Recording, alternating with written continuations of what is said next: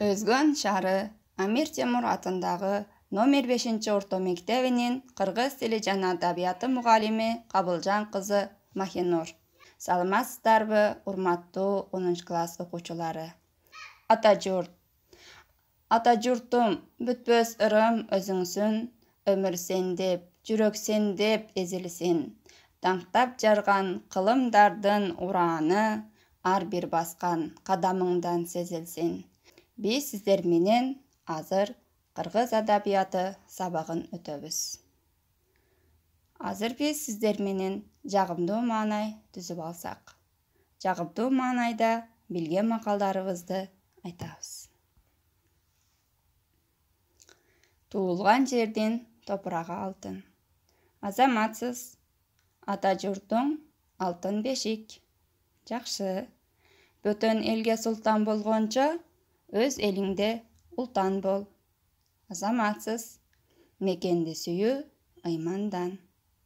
Азаматсыз, азыр биз өз ата журтубуз тууралуу билген макалдарыбызды айтып алдык.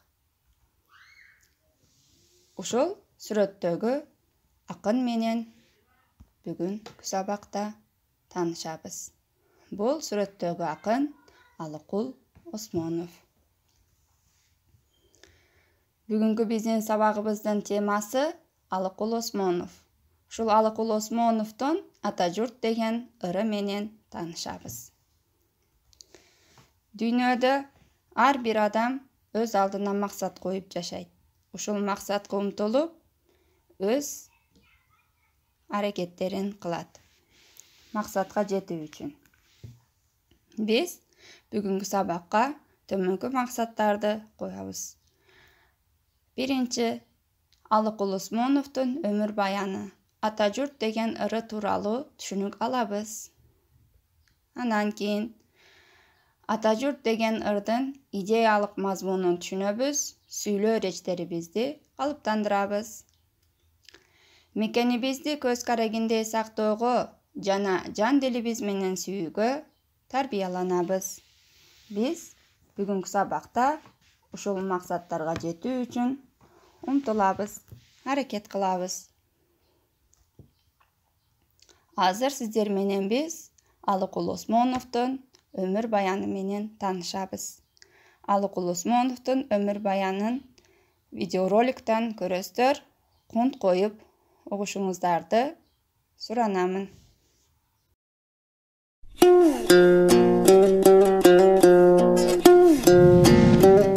Алыкул Осмонов.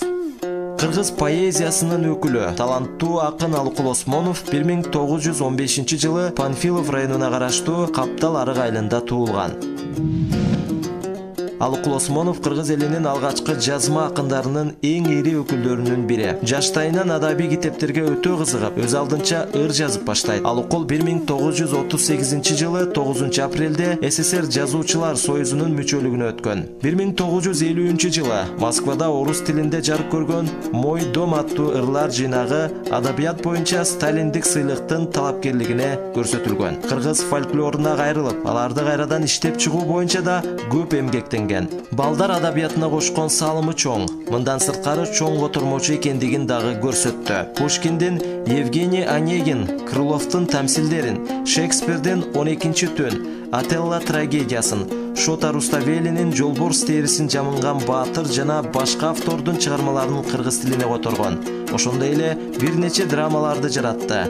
Көптөгөн ырларына обондо жаралды. Алыкул Осмоновдун элеси Кыргыз Республикасынын 200 сом номиналдык банкнотуна түшүрүлгөн.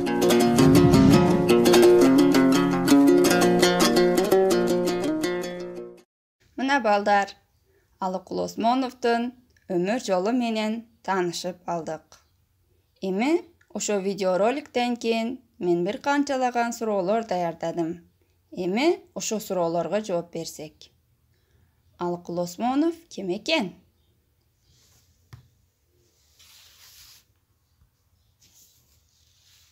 Азаматсыз, Алыкул Осмонов Чүй областына караштуу Панфилов районунун Каптал арык кыштагында 1915 жылы 21 мартта дүйнөгө келген залкар акын экен. Азаматсыздар балдар. Экинчи суроо. Ал жаштык кезинен эмнеге шыктуу болгон?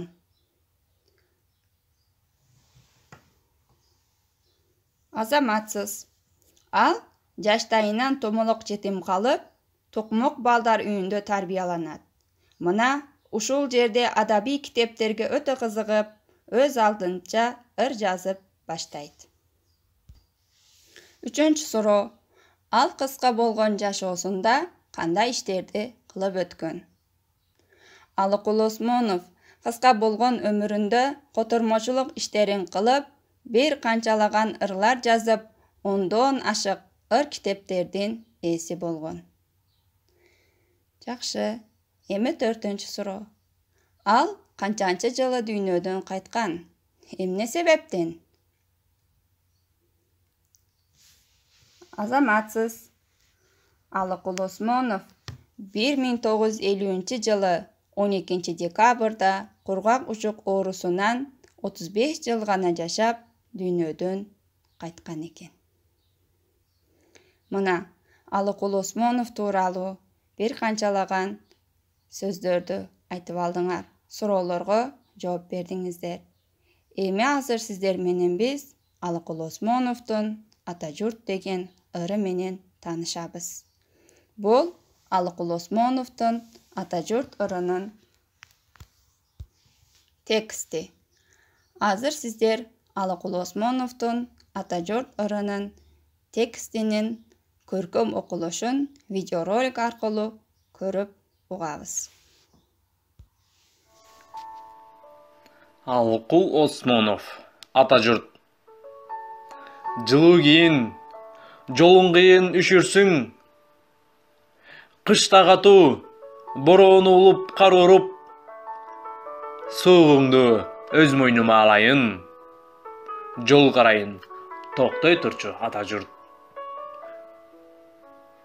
Түндөр жаман, кырсык салып кетпесин. Наалат келип, ат тизгинин шарт буруп. Азабыңды өз мойнума алайын. Из карайын, токтой турчу ата журт. Жазда башка, жел тийбесин абайла. Көпкө турбас, мобул турган сур булут. Бүт дартыңды өз мойнума алайын. Сен оруба, мен оруюн, ата журт. Бүт дартыңды өз мойнума алайын. Сен оруба, мен оруюн, ата журт. Мынакей балдар, ырдын окулушун да угуп алдык. Эми төмөнкү суроолорго өз алдыбызча жооп беребиз. Биринчиси, ата журт дегенди акын кандай кабылдайт?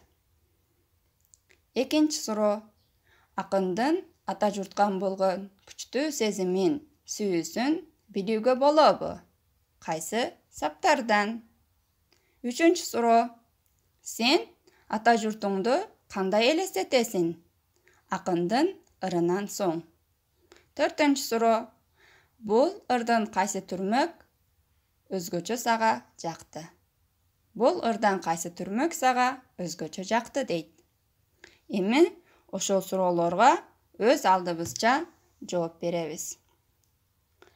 Балдар, азыр биз өтүлгөн сабагыбызды бышыктап алсак. Бышыктоодо биз синквейн түзсөк.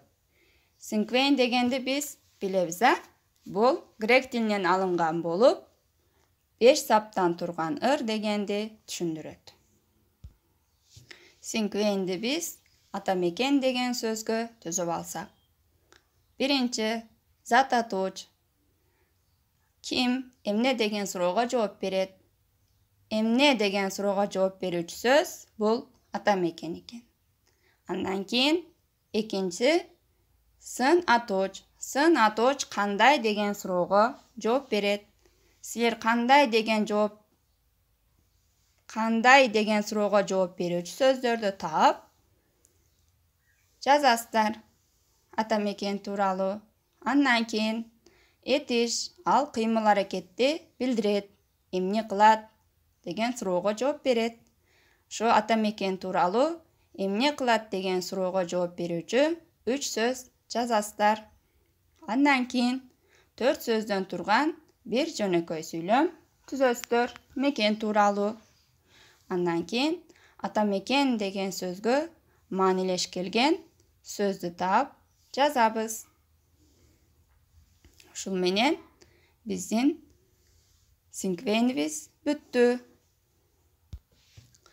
Балдар, азыр сиздерге мен үйгө тапшырма берем. Үйгө тапшырмада мекенди сүйүү ыймандан деген темада дилбаян жазасыздар. Жана Алыкул Осмоновдун башка музыка, бөбөккө, кыргыз тоолору деген сыяктуу ырларынан жаттайсыздар. Бүгүнкү сабакка катышканыңыздар үчүн чоң рахмат. Кийинки онлайн сабакта көрүшкөнчө кош калыңыздар.